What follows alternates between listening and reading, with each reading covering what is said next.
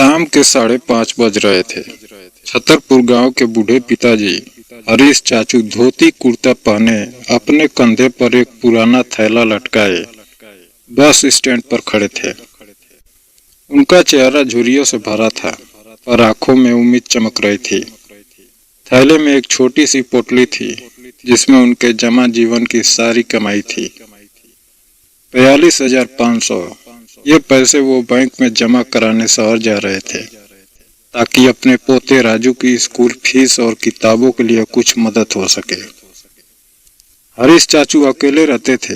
बेटे और बहू दोनों दिल्ली जा बसे थे। बहुत कहने पर उन्हें भी साथ नहीं ले गए। बस हर महीने 1,000 भेज देते थे, जैसे किसी पराये को भीख दी जाती हो। पर पिताजी कभी शिकायत नहीं करते थे। अगले दिन सुबह 11 बजे शहर के बड़े बैंक की शाखा में लाइन लंबी थी। हरीश चाचू धीरे धीरे लाइन में लगे थे। हाथ कांप रहे थे, पर दिल में उत्साह था।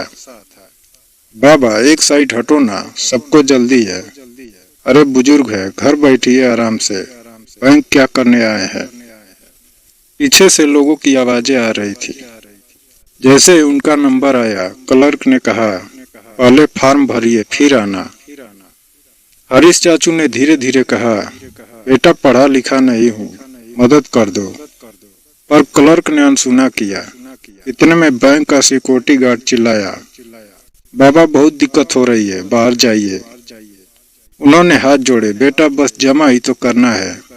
पर उससे पहले ही गार्ड ने उनका कंधा पकड़कर जोर से धक्का दिया। हरीश चाचू गिर पड़े। लोगों ने देखा, पर किसी से कुछ नहीं कहा। वो थैला गिरा, नोट जमीन पर बिखर गए। गार्ड ने गुस्से से कहा, सामान उठाओ और निकलो। अगली सुबह वही बैंक, वही लोग, वही क्लर्क और वही गार्ड। पर आज माहौल अजीब था। 9 बजे बैंक खुलते ही एक काली गाड़ी आकर रुकी। गाड़ी से एक नौजवान निकला, स्मार्ट सूट, गॉगल्स और साथ में 2 लोग। बैंक मैनेजर खुद दौड़ते हुए दरवाजे पर आया। सर, आपका ही इंतजार था।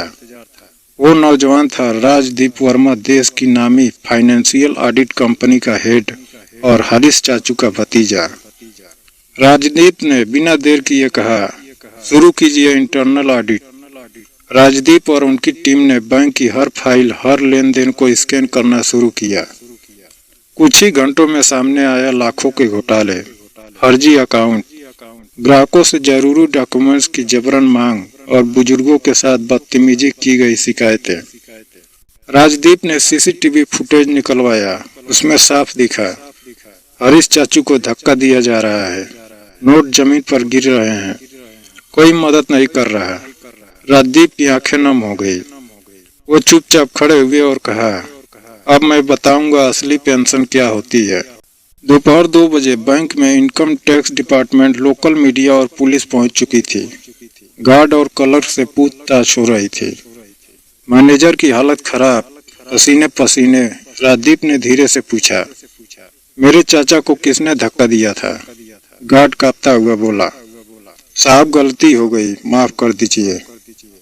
राजदीप ने बस एक लाइन कही, मेरे चाचा नहीं, इस देश के हर बुजुर्ग के साथ ऐसा किया गया तो फिर देश की आत्मा को धक्का लगेगा। एक दिन बाद उसी बैंक की शाखा में एक बदलाव हुआ। हर बुजुर्ग के लिए एक अलग लाइन बनाई गई। हर काउंटर पर एक वेंटिलेटर बैठा दिया गया। फॉर्म भरने में मदद करने के लिए गार्ड सस्पेंड कर दिया गया। क्लर्क ट्रांसफर हो गया। मैनेजर पर चार्जशीट लगाई गई और सबसे बड़ी बात, हरीश चाचू को उसी बैंक की मानद वरिष्ठ सलाहकार समिति का सदस्य बना दिया गया। अब वो हर हफ्ते गांव के बुजुर्गों को लेकर बैंक जाते, उनकी मदद करते और कहते, धक्का खाने से नहीं, उठकर जवाब देने से इज्जत मिलती है बेटा। जिस बुजुर्ग को सबने नजरअंदाज किया, उसी ने ऐसा जवाब दिया कि पूरा सिस्टम हिल गया। कभी किसी के बूढ़े माँ बाप को कमजोर मत समझना, क्योंकि उनकी खामोशी भी एक दिन इतिहास बना सकती है।